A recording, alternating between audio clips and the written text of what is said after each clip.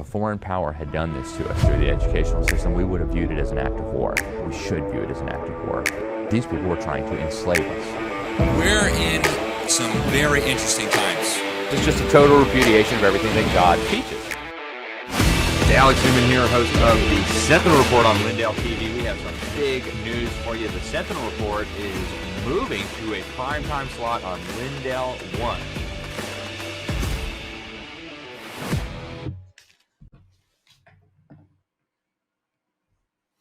Hello, everybody, and welcome to the Sentinel Report. I am your host, Andrew Muller, sitting in for the great Alex Newman. Alex is out. He's traveling, but he sends his best. We have a terrific show lined up for you today. We have two super guests who we're going to be spending the whole hour with, David Mantik and Jerome Corsi. They have a new book out called The Assassination of President John F. Kennedy, The Final Analysis. If anyone has watched the show for any duration of time, you know that I am a big nerd when it comes to the John F. Kennedy assassination and the truth behind it. So we are going to dive into that for the whole duration of the hour today. But first, I want to read a word from the word as we do every program. Today comes from Galatians 6:9. It says, "And let us not grow weary in doing good, for in due season we will reap if we do not give up." And that is completely true. But first, I want to tell you about our sponsors over at My Patriot Supply before we get into our guests today. Guys, it's no longer a question of if something is coming. It's a question of when. And we just see throughout the news, we look at the Baltimore Bridge collapse. We look at the COVID-19 crisis. We look at impending World War III, with what's going on between Hamas and Israel and Russia and Ukraine, and the U.S.'s just war hawk mentality when it comes to getting involved in that. We never know what's going to happen. So while we still have some control, it's important to think about what you're going to do if crisis hits. That's why we partner with our friends over at My. Now, you can get 1 week kits with Ready Hour food that provides over 2,000 calories a day. They're sealed inside rugged storage. They can last up to 25 years. You can just grab it and go in case of an emergency. These kits are under $50 this week only. If you go to preparewithsentinel.com, that's preparewithsentinel.com, you can get a 3-month emergency food supply kit. They also have some kits that are under $50. They also have the big kit right there that's almost $600. But guys, these meals are great and they will help you out if you ever need them. And it's good to be prepared. So preparewithsentinel.com. Okay, so we have two great guests today, Dr. David Mantik and Jerome Corsi. These guys are experts when it comes to the truth behind the JFK assassination. I hinted earlier that I am kind of a nerd when it comes to the JFK assassination. In November, for the 60th anniversary of the JFK assassination, I wrote this cover story for the New American Magazine titled JFK Assassination and the Deep State. Robert F. Kennedy Jr. read it and shared it out and said that it was an important article. So I was really honored to be in my young 20s, just getting into journalism and publication, to have a mainstream presidential candidate read that and share it. So that was a huge honor. So this is a huge area of interest for me. And I saw this book, The Assassination of President John F. Kennedy, The Final Analysis by David Mantik and Jerome Corsi on Eric Metaxas. Jerome Corsi did a great interview. I think it was last week on this. I heard about the book originally from the great Robert Malone's Substack. And when we heard that they were doing interviews, we were super interested in having them on. I want to tell you a little bit about them, and then we'll get into this. Jerome Corsi, who is one of the co-authors of the book, he has a PhD from Harvard University's Department of Government, which he received in 1972. He's published over 30 books on economics, history, and politics, including 6 New York Times bestsellers, 2 at number 1.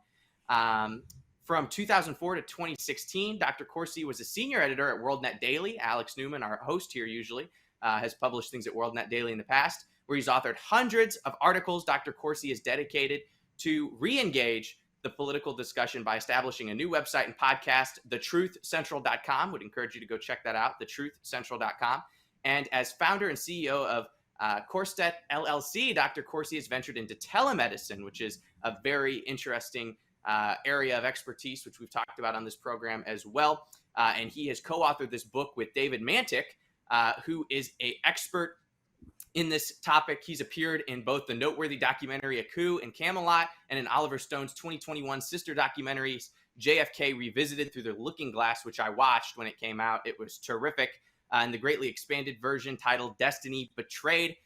Dr. Mantik is certified by the American Board of Radiology and is well known for his brilliant analysis of the JFK skull x-rays in the National Archives, which he's been able to view like no one else has before. And we're going to talk about that today.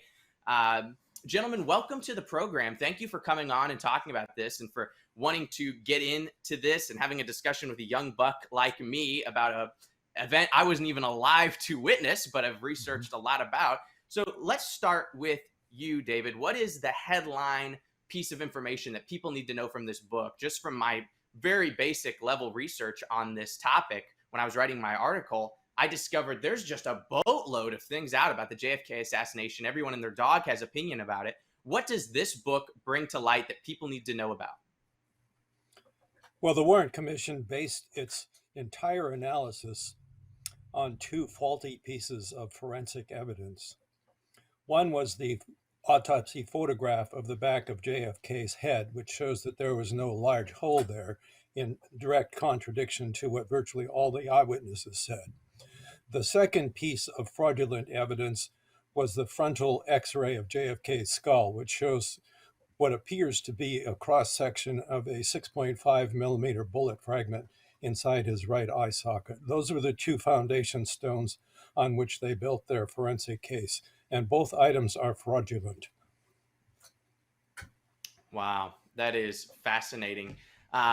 You talk about the x-rays being fraudulent. Why would the government make fraudulent x-rays to pitch to the public? Shouldn't we just trust the government? Aren't they always telling us the truth? What's the deal with that? What do they have to hide by doing these faulty x-rays? Is it because the Warren Commission's a load of garbage, or what's the deal with that? Well, the conspiracy, of course, involved multiple people. It had to. But the elite at that time decided to put all the blame on Oswald so that they could all escape free and rule the country. So what the radiologists did was add the 6.5 millimeter cross-section of a bullet fragment to the X-ray. That was exactly the size of the supposed weapon that Oswald had used, shooting from behind in the Texas Cool Book Depository. Both were the same dimension, 6.5 millimeter. Wow. So I want to ask you, Mr. Corsi, about this. In your research, looking into the JFK assassination, one of the things I deducted from what I looked into was that it's probably most likely that the deep state is what took out President John F. Kennedy. And we throw around that term a lot. It became really popular when President Trump assumed office. But this is really the shadowy forces behind our government and the intelligence agencies and the bureaucracies, people who haven't really been elected. They've been nominated to positions. Maybe we know their face, maybe they don't. But they never really face any accountability. And from what I could tell, it's this entity, the deep state, whether they used the mafia, whether they used the CIA, whether they used organized crime, whether they used radical communists or Cubans, whatever the case may be, behind all of that was this kind of shadowy deep state coming out from the swamp of American politics who took out John F. Kennedy because he got in their way when it came to the war in Vietnam, when it came to the intelligence agencies in and of themselves. JFK, of course, really had a passion to get rid of those, we found out towards the end of his presidency. What is your analysis of this? Was it the deep state that took out JFK? What do you think? Well, we're going to get to that, but the answer is yes. I mean, I want to go back a step and establish what's really unique about this book, which is that Dr. Mantik has seen the JFK X-rays in the archives more than anyone else, 9 times, and he has done scientific analysis of the X-rays. As we pointed out, David's been a radiation oncologist, still practicing for over 40 years now. And optical density measurements involve a densitometer. It's a scientific apparatus with put the X-ray into the apparatus. You pull down a lever or a handle, and it registers the amount of a beam of light that's sent through the X-ray. So you can tell basically what you're looking at. If an object in the X-ray is white, that's probably bone. If it's black, It's empty because all the light is coming through the X-ray and hitting the silver nitrate of the X-ray. So if you see the black areas there in this picture, those are empty. Now, David Mantik did, with the optical density measurements, which are science, it's the first time we have objectively established, David did, that there's two things. He's talking about the 3 extant X-rays that are in the archives are not the originals, they're copies, and they were forged to mask evidence of frontal shots. So if you put the picture back on the screen, you can see on this lateral X-ray where the yellow arrow is, there's a very white space there. You see how that patch is extremely white. The bone by the red arrow to the bottom is the petraeus bone. That's the densest bone in the body. And so you can't have a brighter bone than the petraeus bone. It would be like saying you had a building that was 10 miles high. It's outside the range of what an X-ray can produce normally. And the 3.5 millimeter object was placed in the X-rays. Dr. Mantik proved that because, again, it had no depth to it. So in other words, it had been placed in the X-ray from the front to the back, but from the side X-rays, you didn't see this object or this bullet at all. Now, the other point, and if we'll put I'll put the picture back, I'm going to show you what the 3 arrows are about, because also David Mantik found clear evidence of 3 shots to the head, 2 from the front. The blue arrow is the forehead. It's right at the forehead, right at the hairline in the right side of JFK's head. And if you look closely, it's hard to see in this one, but in the book we have many illustrations. As soon as the bullet enters the head, there's like a breakup of little tiny dust-like particles of the bullet breaking up. Then as you follow that blue line back, you see a stream of the bullet fragments as it's entering the head. The largest fragment is at the very back.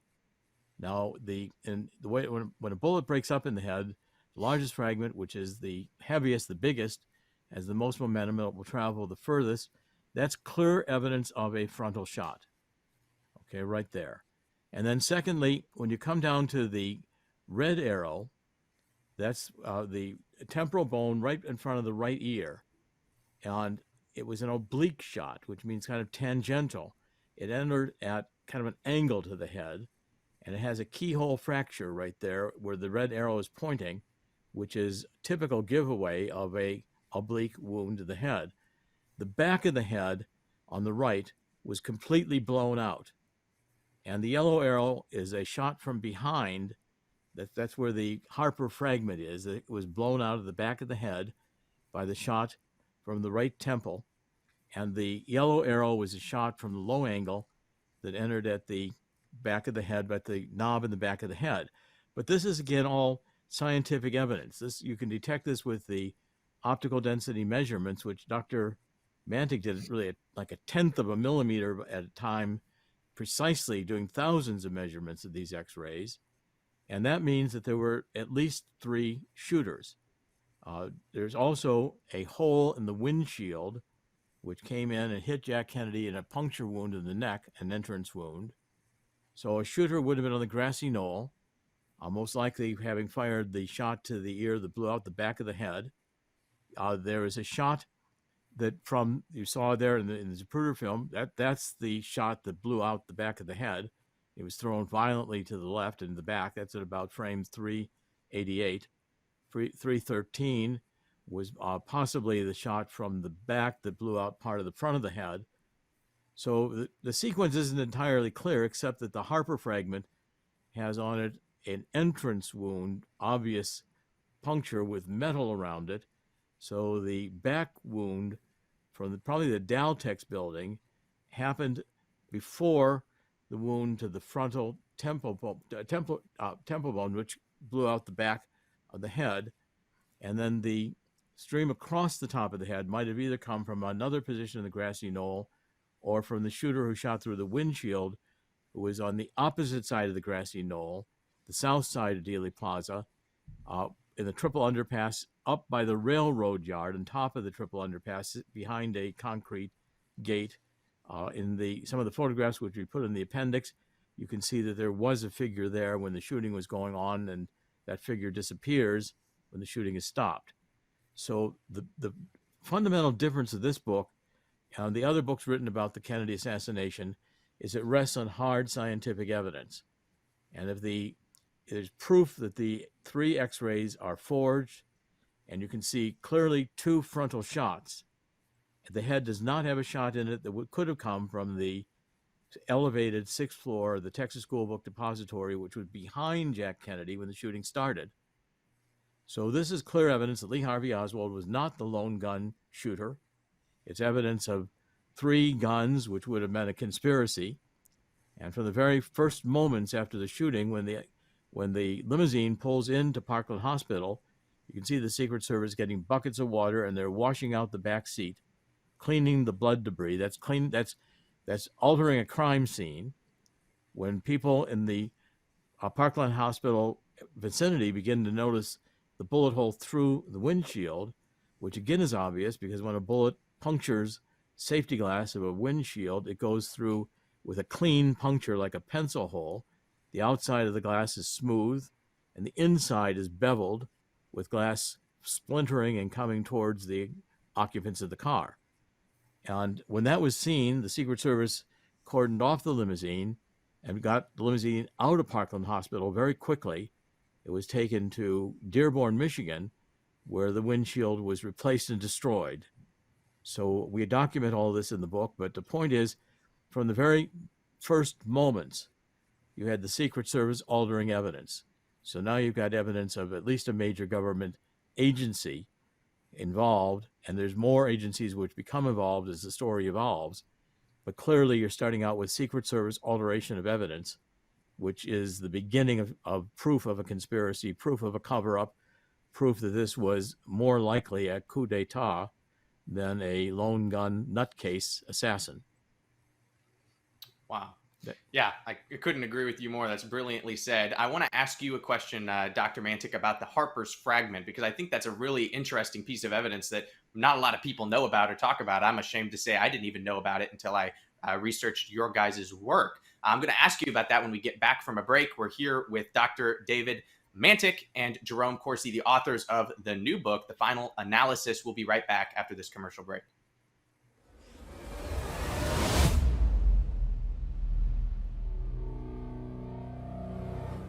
Hi, I'm Jonathan Rose, CEO of Genesis Gold Group. Can your retirement savings like an IRA or 401k stand up to the next financial crisis that our top economists are saying is at our very doorsteps?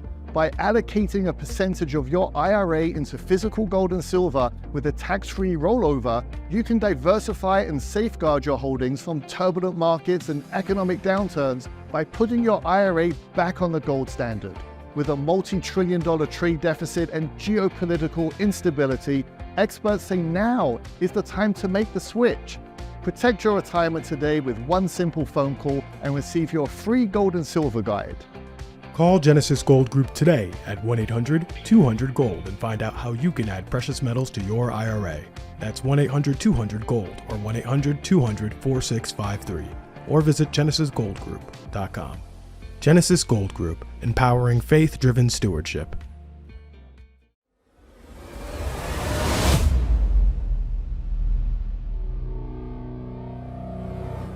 All right, guys, we are back from commercial break with Dr. David Mantik and Jerome Corsi, the authors of the new book, The Final Analysis, getting into John F. Kennedy's assassination, the truth behind it. There's so much proprietary research in this book. It's incredible. I encourage you all to go get it. It's available on Amazon. We were just talking about the X-ray and the definitive proof regarding JFK being shot 2 times from the front of the head, which totally contradicts what is in this book, the Warren Report, which of course I view as complete government propaganda. But we were talking about the Harper's fragment, and Mr. Corsi was getting into that. I'd never really heard of the Harper's fragment until I read your guys' book. Dr. Mantik, tell us about this, what the namesake behind it. I know there's a story behind that with the Harper's fragment, and what that further proves that your X-rays already illustrate of JFK being shot from the front. The Harper fragment is a bone fragment that was found in the grass in Dealey Plaza after the assassination. It was found by Billy Harper, who at that time was a pre-medical student. Now, Billy had an uncle who was a pathologist in Dallas, So he rather promptly took that bone to his uncle for further analysis. And his uncle, Dr. Harper, shared it with two other pathologists. They actually handled it and examined it for some time, and photographs were taken, which you have just showed.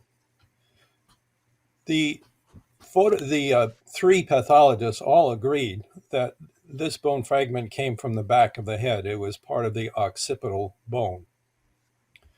Now, if the back of the head was blown out like that, it's pretty hard to deny that this resulted from a frontal shot. In addition, on one edge of the Harper fragment, there was a gray deposit, and x-rays have shown that those are almost certainly metallic, probably lead. And one of the pathologists whom we later interviewed on the radio confirmed this. It was his impression that this was probably a lead deposit from a bullet. He had seen this occur on other occasions as well, so he wasn't just speculating. So this strongly suggested that an entry had occurred at that spot on the Harper fragment. That meant that there had been a shot from the rear. So I accept that, and it's really very hard to deny. So the Harper fragment is telling us a rather large story all by itself. It's telling us that a bullet came in from the rear, leaving that metallic deposit on it, but then the Harper fragment was blown out and came from the back of the head. So this strongly suggests a frontal shot. So by itself, it's telling us that there are two shots just like that. Wow, that is incredible. And of course, I mentioned the Warren Report, which pushes this lone gunman theory, which is just absurd on its face. I remember when I was much younger and I watched Oliver Stone's JFK, and they explained this single bullet theory. I just couldn't even wrap my mind around how that was possible. I grew up around guns, have fired them and operated them my whole life. Never really even thought it was possible for a bullet to move in the way that the Warren Commission report says that it did. We have a picture of that bullet, if we can throw that up, the magic bullet that it's been dubbed. It's in pristine condition, which I think is really interesting. That's the National Archives documented photo of this bullet that came out of allegedly Lee Harvey Oswald's rifle. So I want to share the viewers just with them, just in case they don't know what this magic bullet theory consists of. This is a little excerpt that I wrote in my article, that this theory, of course, has been pushed by the Warren Report. They say that a lone gunman shot that bullet, the second bullet, which struck Kennedy from behind. It exited his throat. It entered Governor Connolly's ribs near his right armpit, exited his chest right under his nipple, proceeded to enter his right wrist, shattering his radius, finally landing in his left thigh. And this is the bullet that was supposedly found on Governor Connolly's stretcher at Parkland Hospital in perfect condition. Went through 15 layers of clothing, 7 layers of skin, 15 inches of muscle tissue, while devastating 4 inches of Connolly's rib and destroying his radius bone. That bullet seems like it would at least have a scratch on it if it did all those things, gentlemen. Why have people believed the single bullet theory? Why, the Warren Commission pushed this out? I mean, it's like they're spitting in our face. It's such an absurd proposition. Your research totally obliterates that. But what is your guys' take? We'll start with you, Dr. Corsi, on the single bullet theory. If you were going to talk with somebody and just dispel the myth of it, what would be your case and your thoughts on it? Well, I mean, first of all, any bullet does that much damage is going to be badly twisted and mutilated. A bullet is going to not be pristine, having gone through that much bone and cartilage and tissue. But this gets to one of the key points of the book, which is that the government narrative was designed. The government had problems. The doctors at Parkland came out immediately after Jack Kennedy was pronounced dead, and they said he was shot from the front. They saw this big blowout of the back of the head. They saw the puncture wound in the neck. They did not really examine the body. That was not their job. They were trying to save Jack Kennedy's life. And about 20 minutes into trying to save his life, Dr. Malcolm Perry did an incision to do a tracheotomy in the throat. And the doctors were then beginning to massage the heart to get Jack Kennedy to revive. And the doctors just said, stop it. He's dead. He's got a gaping hole in his head. His brains are lying on the floor. He's bled out a tremendous amount of blood. Give it up. Well, that they did not examine Jack Kennedy's body. And yet they came out with this conference, and it was clear that they had seen frontal wounds. Malcolm Kildoff, who was traveling with the Kennedy as press secretary from the White House, came out to the press, gave a press conference, and it was simple. He said Jack Kennedy was killed. It was a gunshot wound through the head, and he pointed to where the temple wound, the hairline was, above the right eye. Now, the point is that the government got Jack Kennedy's body out of Parkland Hospital at gunpoint. The Secret Service pulled their guns. This was a local murder. There was not a federal crime to kill the president. And the coroner who was there wanted to take the body to get an autopsy. It was his job now to examine the body. And the Secret Service pulled their guns and said, no, we're taking the body back to Parkland. Now, they were taking the body back to Air Force One to fly to Washington. Now, while the airplane was on flight, about an hour after the assassination, Lee Harvey Oswald was arrested. And the story was that he was the assassin shooting from the 6th floor of the Texas School Book Depository. When the police went into the Texas School Book Depository, they found corner window of the 6th floor, 3 spent shells, and they found the boxes arranged in what looks like a sniper's nest. It was a school book depository. There were boxes of books. They found a rifle, originally a Mauser. It was actually stamped on the trigger mechanism, the metal trigger mechanism, Mauser. The Mauser disappeared, and they found a Mannlicher Carcano. Walter Cronkite just suddenly changed the story. Once the government had these records that Oswald supposedly under an alias had ordered this rifle from a mail order company, it was never proven that Oswald actually ordered it or picked it up. At any rate, the Texas School Book Depository was seen behind the limousine because Altgens, an AP photographer, took a photograph of the front of the limousine. You can see through the windshield, Jack Kennedy's reaching to his throat, and behind him is the Texas School Book Depository. So now if Oswald is the only assassin, frontal wounds have to be changed into wounds from the back. And you've only got 3 shells to cause all this damage. Also, it was found out pretty quickly after the assassination that a witness, James Tague, was standing on the south side of the grassy knoll, south side of Dealey Plaza across from the grassy knoll, was nicked by a stray bullet. So now the government has a problem. And on the way back to Washington, they arranged that Jack Kennedy's body, which had most likely been moved from the ceremonial casket in which it left Parkland into a storage compartment of the airplane, was whisked off by a helicopter and entered Bethesda, the morgue, the Navy hospital, an hour and a half before the autopsy was to begin. And the Doctors Humes and Boswell, who were going to be the chief pathologists at the autopsy, performed pre-autopsy surgery, dramatically changing, surgery which erased the frontal shot, which took the parietal bone off the top of his head. They were searching for bullets. They made a mess of the head, so much so that when Jack Kennedy was put back in the ceremonial casket and carried by the honor guard into the autopsy where the gallery was, the gallery gasped at looking at these injuries. By the way, the body entered the morgue originally in a steel shipping casket and in a body bag like Vietnam. And that's very, very well documented by the corpsmen who were there and carried it in. So this was not the way Jack Kennedy's body left Parkland. And when Jack Kennedy was put on the table in the morgue with the gallery gasped, and 2 FBI agents, Silbert and O'Neill, recorded in their 302 report that there was pre-autopsy surgery to the head, which was clear indication of alterations, and they were not doctors. It had to have been because Dr. Hume must have said that, and they recorded it in their notes. So it's a remarkable story. But with the government stuck with 3 bullets, one of which missed, now they got to explain all this damage with two bullets. So they said 1 bullet hit Jack Kennedy in the back of the head, and that caused all the damage. And then 1 bullet hit him in the back, went up through his throat, twisted and turned, went through Connolly, broke his ribs, did all the damage you described, broke the bones in his wrist and ended up in his knee. And it's a ridiculous story, but they were stuck by the way they'd framed Oswald. They had to make the alterations to the body fit their narrative. And again, this is fundamental for how the government lies. And the government's still doing it today. We still do not have all the Kennedy documents released.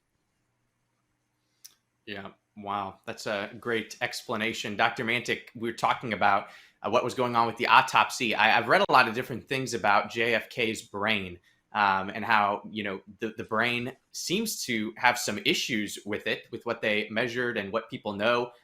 What is your opinion regarding JFK's brain and what the government did with it? Well, I did optical density measurements to try to determine how much brain was actually present on the x-rays that you showed. And I was able to demonstrate that about 5 centimeters of brain tissue was missing on the low right side. But if you look at the purported photographs of JFK's brain, these are the so-called official ones, there's essentially no brain missing there at all. So we have a direct, serious inconsistency, really a violation of physical laws. How can we see 5 centimeters of missing brain on the x-ray, but the photographs of the brain seem to be quite intact at that site? That makes no sense. And after I made these measurements, then of course the Assassination Records Review Board came into existence. And Doug Horn was tasked with the job of explaining the brain autopsy. And he drew up a detailed timeline and put all the characters in the right places on that map. And he concluded that there had to be 2 separate brain examinations. The first one, on Monday after the assassination, was an examination of the real brain. And then about a week later, there was a second examination of the substitute brain. And the characters at these 2 events were not identical. The photographers were not identical. The so-called official photographer did not recognize the photographs that are in the official set. And so this actually made quite a splash with the media at the time. And Doug was responsible for this. He basically concluded that there were 2 different brains involved in the case. One was real and one was fake. And my X-ray measurements had actually shown that rather conclusively, even before they reached this conclusion. Wow, that is remarkable. Dr. Corsi, you have anything to say about that? Well, it's pivotal to the case that this book, that Dr. Mantik's measurements of the X-rays, and these are Kennedy's X-rays, the teeth do match a pre-mortem skull X-ray that Jack Kennedy had taken that was found in the JFK Museum in Boston. But the physical evidence that was measured, optical density measurements, tell the real story. And that's hard evidence. Now, I want to go to that shot that hit on the side by the ear, because there's also excellent testimony. You can see that Clint Hill was running up to the limousine. He's one of the Secret Service agents, the only one who really responded. And he's trying to reach for the holder, the grip on the back of the limousine to get up on the limousine. So when that shot hits, that hit there, Clint Hill was splashed at the left with brain material, with brain, bone, hair, and the officer on the inboard motorcycle to the left behind Clint Hill was also hit and sprayed by this brain material so massively that he thought he'd been hit.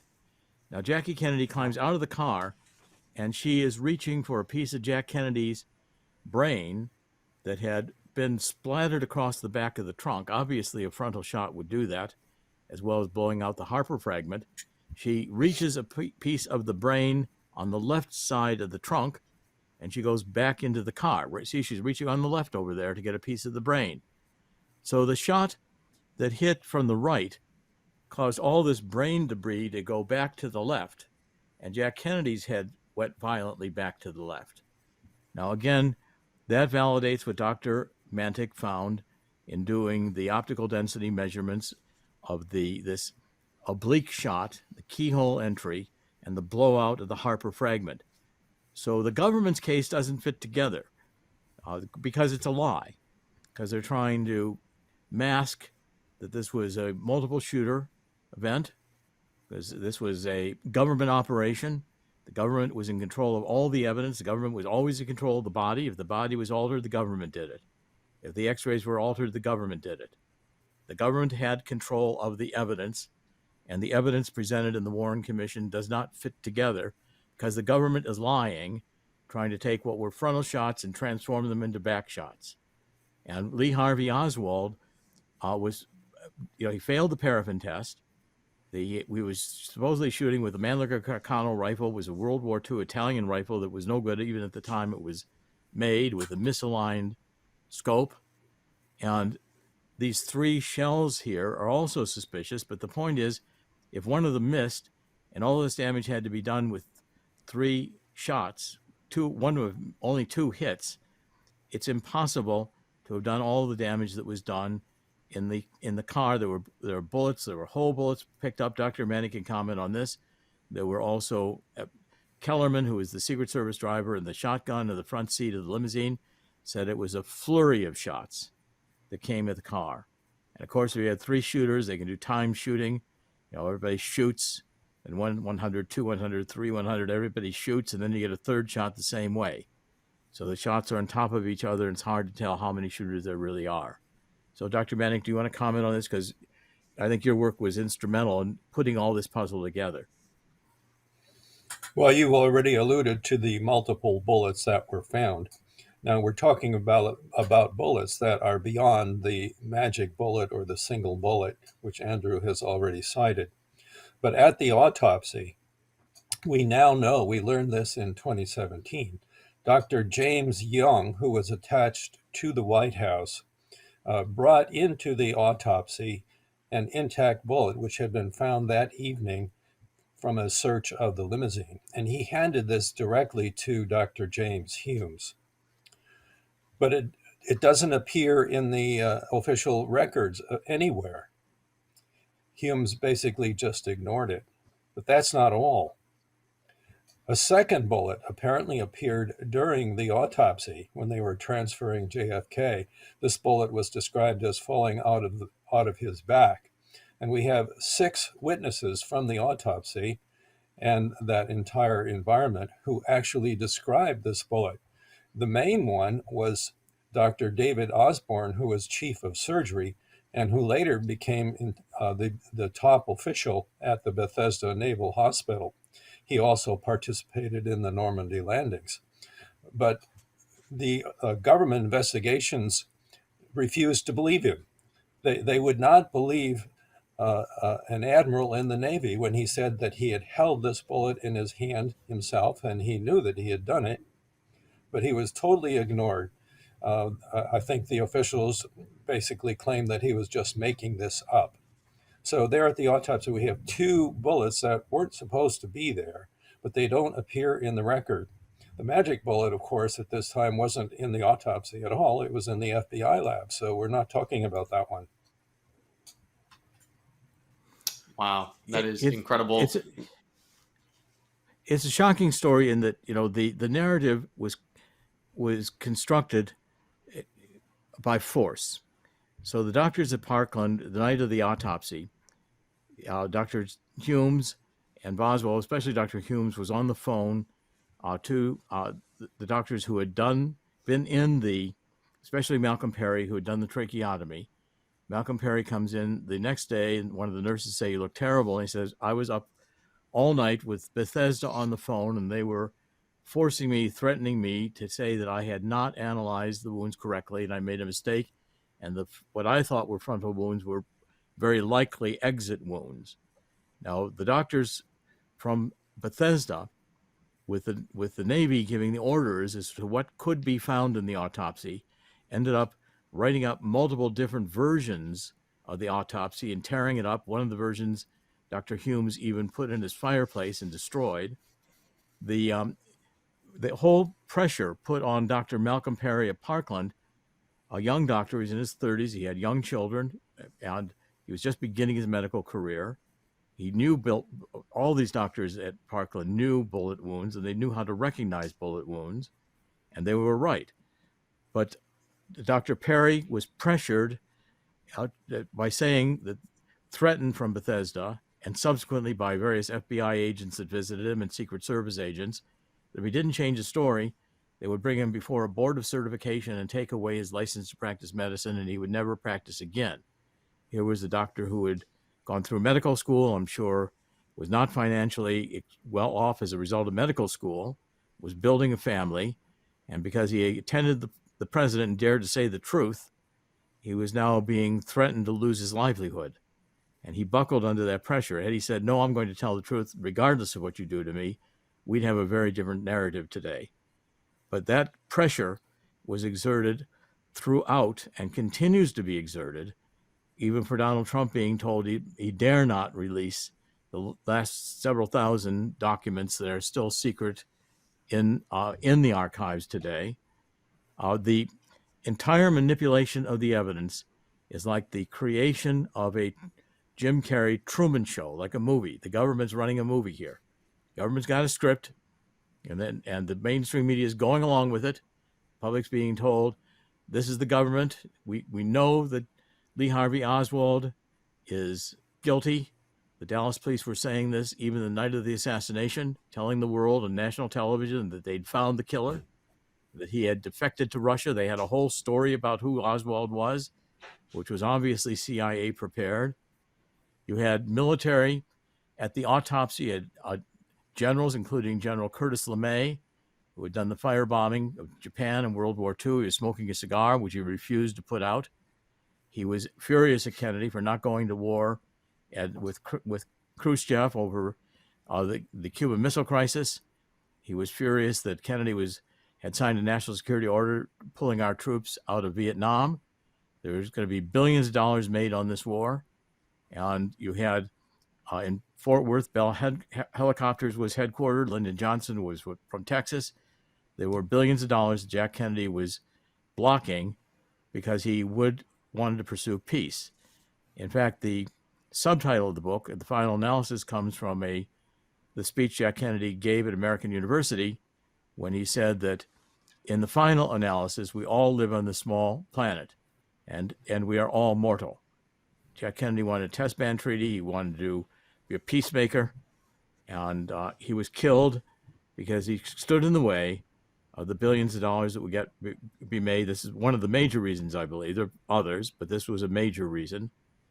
And the government went to all this extreme effort to create a narrative and then to adjust the narratives when mistakes were made, even if it meant pressuring the doctors at Parkland Hospital, even if it meant our inspector concocting this bizarre single bullet theory. They were making evidence that didn't work fit the narrative that they had to advance so as to raise no questions in the public mind that they were the ones who were lying to cover up their coup d'etat. And Dr. Mantik's work on the optical density is scientific proof that, in fact, the evidence was altered. The X-rays are copies that are altered copies, and the story was a fraud from the beginning. The official government story was a lie from the beginning. We just heard a great summation by Jerome Corsi about the why as to why JFK was killed. And I want to talk a little bit about that in our final 10 or so minutes we have left here. Why JFK was killed. I don't know if we'll ever know the specific names of the people who pulled the triggers, but I think we can get an idea behind the entity that was driving this. And I kind of jumped the gun at the beginning of the interview because I read all this stuff about JFK and I get so angry because my opinion is that our own government was complicit, if not pulling the strings behind this deep state apparatus that we have. But why? Why did JFK stand in the way? And I want to get your guys' reaction to this clip. This is cut number 1. This is a clip from the movie JFK, came out in 1991. This was really the thing that woke me up to this whole situation. Oliver Stone's great film. I want to get your guys' reaction to this clip from the movie JFK. I never realized Kennedy was so dangerous to the establishment. Is that why? Well, that's a real question, isn't it? Why? The how and the who is just scenery for the public. Oswald, Ruby, Cuba, the mafia. Keeps them guessing like some kind of parlor game, prevents them from asking the most important question, why? Why was Kennedy killed? Who benefited? Who has the power to cover it up? Who? And don't underestimate the budget cuts that Kennedy called for in March of '63 either.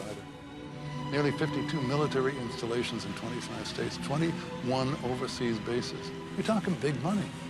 You know how many helicopters have been lost in Vietnam? Nearly 3,000 so far. Who makes that?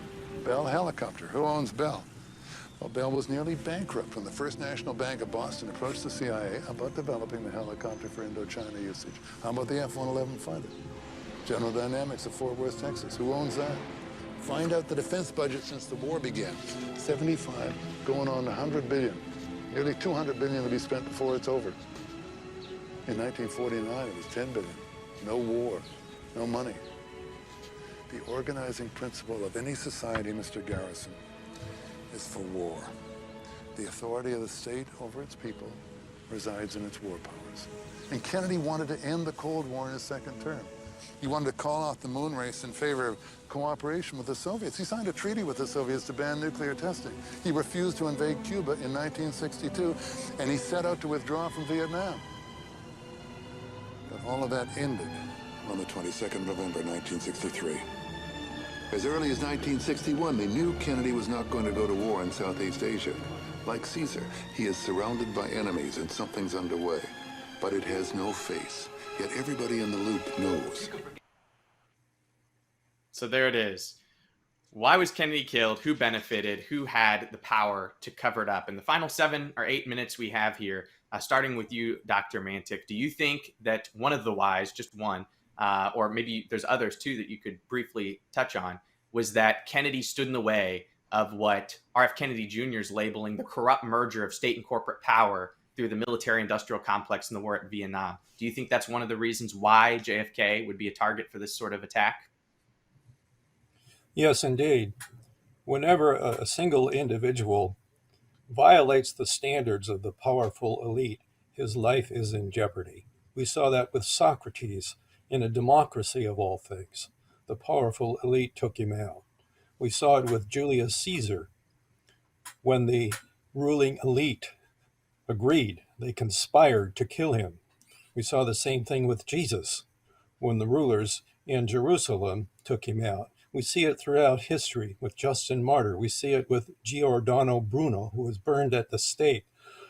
And one of his claims was that planets circle the stars, which was totally beyond belief at that time, totally unorthodox. But in 1963, JFK was trying to end the Cold War by some of the maneuvers you just showed us in clips from the movie. He was also trying to bring the Federal Reserve under a little bit of control. He was printing treasury notes, which would have deprived the bankers of huge amounts of money. And he was threatening to take away the oil depletion allowance from the oil men, who were largely based in Texas. And the key thing to note, there is a strong Texas connection here. The key thing to note that the groups who hated Kennedy, not only were they powerful, but they were often overlapping. These people socially knew each other. So no one had to call a meeting and say, what should we do about JFK? It was done privately and very quietly. But his enemies were extremely powerful. And they honestly believed that he was a traitor in many of the things he was trying to do. So, in fact, that morning on November 22nd, there was a single-page advertisement outlined in black, which basically called JFK a traitor. These people were true believers. In the back of the book at Appendix K, we have a CIA memorandum that was written in April 1967. And the purpose of this memo was to counter criticisms of the Warren Report. And what it calls a 3-page memo, you can read it in the book, was declassified in one of the various declassifications of the Kennedy assassination documents. And what it calls for is running psychological operations to employ propaganda assets to answer and refute anyone who dares attack the Warren Report. That's what this is defined to do. And it argues to counter any argument with alternative explanations, to discredit those who are making the arguments with ad hominem attacks. So it was the real story here is the massive power of the federal government to construct an elaborate lie and to keep that lie together by refuting truth with more lies, falsifying evidence, destroying evidence, and forcing people to comply with the narrative on threats of their livelihood or possibly even their lives, in order to keep a lie together where the government can, at a shocking event, and then suddenly this unfolds, the government narrative takes over. Those who saw the frontal shots were dismissed. They weren't called to testify to the Warren Commission. The Warren Commission selectively picked its evidence in order to prove its hypothesis. And you had Nicholas Katzenbach, who was the Deputy Attorney General. On the day Jack Kennedy was buried, he wrote, the public, it's November 25th, 1963, Deputy Attorney General Nicholas Katzenbach, the public must be satisfied that Oswald was the assassin. The conclusion was written before the Warren Commission was ever contemplated, that not have Confederates who were still at large, and that the evidence was such that he would have been convicted at trial. Those are the marching orders. That's the determination of the deep state, that these lies must be told and held at all costs. And anybody who dares to question them has to be marginalized as a conspiracy theorist. Conspiracy theorist was a term that came into vogue over the critics of the Warren Commission that began almost immediately. And this is a story that is obviously fake. Now with the book we've done here, Dr. Mantik's brilliant work, we have scientific proof that the x-rays were altered, that evidence of frontal shots was masked in pre-autopsy surgery. There were 2 shots from the front and 1 from the back. No shots from the Texas School Book Depository hit Jack Kennedy's head at all. It's not even clear that anyone was shooting from there. But the point is, there were 3 assassins that we can identify. One was on the grassy knoll. One was on the south side of Dealey Plaza, up above on the railroad yard, the triple underpass. And the third was most likely in the Daltex building at a low angle behind Jack Kennedy. That's a triangulated shot. These were professional killers. It was a difficult shot. The limousine was going downhill, about a 3-degree angle and curving. And yet these shooters were capable of doing 3 fatal headshots to the President of the United States. In cold blood, their emotions were not affecting them. They were shooting at the chief executive of the country. They succeeded. And then they slipped from the scene without being detected. It was a professional job, and lied about from the very first moments afterwards with the Secret Service destructing evidence in the limousine. Wow. Incredible. With about 60 seconds left, we'll end with you, Dr. Mantik. In 1992, Congress, of course, passed the John F. Kennedy Assassinations Record Collection Act, which said that in October 2017, all the documents should be released. Donald Trump did not do that under the direction of Mike Pompeo. He's been quoted by people like Roger Stone saying that he intends to release all the documents again if reelected. And he said that what he saw in the documents, this is according to Roger Stone, I can't tell you, it's so horrible you wouldn't believe it. Someday you'll find out. Is it worth people putting pressure on to release the documents? Have all the important informations been scrubbed? What should people do as a result of all this information? Well, yes, of course we should.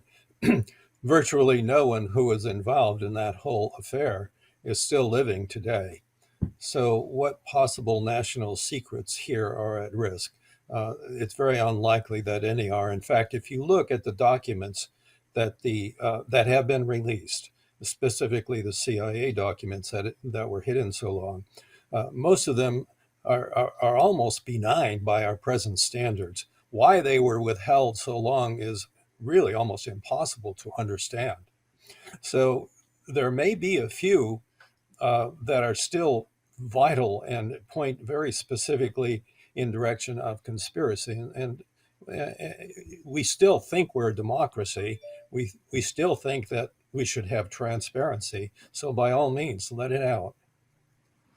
But the concluding thing, this for 60 years now, a deep state combination of the CIA and the State Department, the military-industrial complex, with a lying mainstream media, compliant press, a Department of Justice that's politically motivated, and a Secret Service that's willing to go along with a crime on which they were negligent, is the story. We've had the deep state running America in the background, and today we have a president whom the special prosecutor says is suffering from such senior dementia that he cannot be indicted and tried for possible crimes in handling classified materials as vice president, and yet he's running the United States. Well, that's ridiculous. It's clear that the deep state is now fully in charge, and 60 years later, they're running for the finish line in the open, naked, not caring if anyone sees their nefarious plans to march us all into totalitarianism, censorship, and enslavement. And so this book is particularly important now that we see the government saying that a bad flu is a pandemic, that a vaccine, which didn't prevent people from getting the COVID, itself is producing illnesses. Buildings in 9/11 that were not hit by the airplanes fell. Why? It goes on and on. And the lying has got to stop. And hopefully this book, The Assassination of JFK, the final analysis, will be the final analysis that the deep state is alive and well, and it must be ended. We cannot have bureaucratic government by unelected officials who presume take power into their own hands and commit horrendous crimes. I couldn't agree with you both more. Thank you so much for being so generous with your time. The book is The Assassination of President John F. Kennedy, The Final Analysis. It's available on Amazon. You can go and get it there and support their work. Thank you both. This is a public service and a significant work that I think will be talked about for many decades to come. Thank you all so much for watching the Sentinel Report. I am Andrew Muller, sitting in for Alex Newman. We are so blessed to be able to broadcast out through Lindell TV. Please go and support our sponsors. Visit libertysentinel.org to learn more. And until next time, God bless you all. If a foreign power had done this to us through the educational system, we would have viewed it as an act of war. We should view it as an act of war. These people were trying to enslave us. We're in some very interesting times. It's just a total repudiation of everything that God teaches. Alex Newman here, host of the Sentinel Report on Lindell TV. We have some big news for you. The Sentinel Report is moving to a primetime slot on Lindell 1.